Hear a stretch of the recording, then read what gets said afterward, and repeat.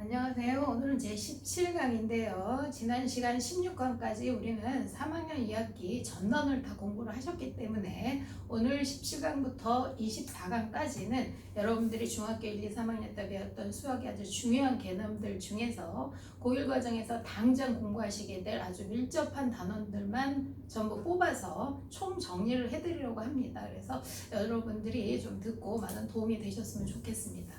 오늘 그 첫째 시간으로는 수 개념인데요. 수학은 수를 다루는 학문이에요. 따라서 수가 가장 중요한 개념일 텐데, 자, 중학교 때까지 배웠던 수를 우리는 무엇이라 한다? 실수라고 하죠. 자, 실수란 어떤 수를 실수라고 합니까? 수직선 위에 실제로 존재하는 수들을 실수라고 합니다. 여러분들 중에서 다 대부분 알고 있는 분들도 있지만 간혹 어떤 학생들은 그냥 숫자를 공부할 때 그냥 1, 2, 3, 뭐 이렇게 숫자가 어떤 의미를 가지고 있는지도 모르고 공부하시는 분들도 있는데요. 실제로 우리가 배우는 숫자들은 수직선 위에 있는 무수히 많은 점들의 이름을 하나씩 배워나가는 거라고 생각하셔도 됩니다. 따라서 수직선 위에 있는 점 중에서 자연수의 형태로 되어 있는 점을 제일 먼저 배우게 되죠. 그 점을 배우면 우리는 그건 자연수로 배웠고, 그 다음에 또 정수 형태의 이름을 가지고 있는 점들까지 더 배우면 정수까지 수를 배운 거고, 또 정수와 정수 사이에 있는 무수히 많은 점들은 대부분 분수나 소수 형태로 이름을 가지고 있을 텐데요. 이러한 숫자들까지 점점 확장되어 배우는 것이 수 개념이다, 이렇게 생각하실 수 있습니다. 그렇다면 우리가 배운 수는, 실수는 무엇이냐? 유리수와 무리수를 통틀어 실수라고 하는데요. 자, 구체적으로 분류를 한번 좀 보도록 할게요. 실수의 종류에는 이렇게 유리수와 무리수로 나눠져 있고, 유리수는 뭡니까? 분수로 나타낼 수 있는 수예요. 분모가 0이 아닌 분수로 나타낼 수 있는 수고, 이 수의 종류에는 정수와 정수가 아닌 유리수가 있고, 정수의 종류에는 양의 정수, 음의 정수가 있다, 아시는 거죠? 자, 정수가 아닌 유리수의 종류에는 대표적으로 분수, 유한소수, 순환소수 등을 얘기할 수 있고, 유리수가 아닌 수, 곧 분수로 나타낼 수 없는 수를 우리는 무리수라고 말합니다. 이 무리수는 어떻게 생겼냐? 순환하지 않는 무한소수의 형태로 생겼죠. 그래서 우리는 이걸 기호화해서 파이라든가 제곱근, 루트를 쓰고 있는 제곱근 또는 사인, 코사인, 탄젠트와 같은 삼각비 값 등을 통틀어 우리는 무리수라 하며, 이 유리수와 무리수를 합쳐서 실수라고 합니다. 그런데 이러한 수들은 어떤 그 관계를 좀 알아두시면 나중에 문장 문제라든가 이런 것들을 또 공부하시는데 훨씬 문제 푸는데 도움이 되실 텐데요. 숫자들은 이렇게 포함 관계를 가지고 있다고 합니다. 그러니까 우리가 제일 먼저 배우게 된 이 자연수의 범위가 가장 작은 범위죠. 그렇죠? 이렇게 자연수 배우고 나면 0이나 음의 정수를 합쳐서 통틀어 또 정수다라고 얘기하고, 이 정수 형태의 모양에서 분수나 유한소수, 순환소수 등을 좀 더 배워서 유리수까지 또 더 한 단계 넓히고, 또 그 유리수의 루트 같은 제곱근을 더 무리수를 배워서 실수까지 수의 범위가 이렇게 확장이 되어 있기 때문에 이런 포함 관계를 보시면 문장 형태 중에서 예를 들면 유리수는 정수이다, 그럼 맞는 말이죠. 틀린 말이죠. 유리수는 정수가 될 수 없죠. 유리수 범위가 훨씬 더 크니까. 그러나 정수는 유리수이다 그러면 어떻게 되는 거야? 맞는 말이죠. 또 실수는 유리수이다는 틀리는 문장이고, 무리수는 실수이다 이러면 맞는 문장이고, 이렇게 포함 관계로 그 문장을 해결을 하시면 훨씬 더 문제 푸시는데 수월하실 거라고 믿고, 그렇게 포함 관계로 기억해 주시면 좋을 것 같습니다. 자, 그러면 우리가 중학교 때까지 배웠던 수의 범위가 실수니까 이게 이제 수는 다 배운 것이냐?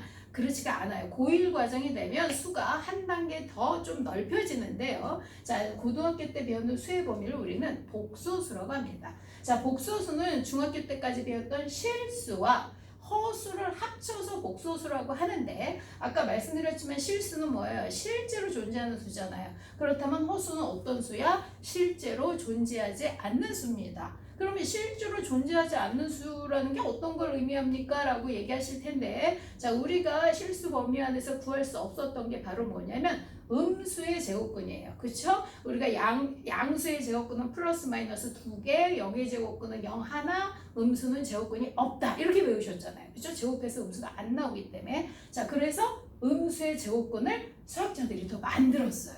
학생들이 난리 났더라고요. 이거 왜 이런 걸 만들어갖고 골치 아프게 하냐. 근데 사실 음수의 제곱근 없으면 좀 불공평하지 않을까요? 그래서 수학자들이 특별히 만들었습니다. 음수의 제곱근을. 그래서 루트 안에 음수가 들어간다는 거예요. 근데 참 어색하죠. 그래서 루트 마이너스 1을 I, 이미지 숫자라고, 넘버라고 해요. 그러니까 상상 속의 숫자고 그걸 I라고 표현을 해서 이제부터 I가 붙은 허수가 존재하게 되고, 그 보시면 복소수는 A 플러스 BI라고 써져 있는데 A가 실수고 BI가 이렇게 I가 붙어 있는 걸 허수라고 합니다. 그래서 실수와 허수를 통틀어 고1에서 복소수까지 수의 범위가 한 단계 더 확장된다. 이렇게 알고 계시면 될 것 같아요. 참고로 기억해 두시면, 참고로 알아두시면 좋을 것 같아서 얘기했습니다.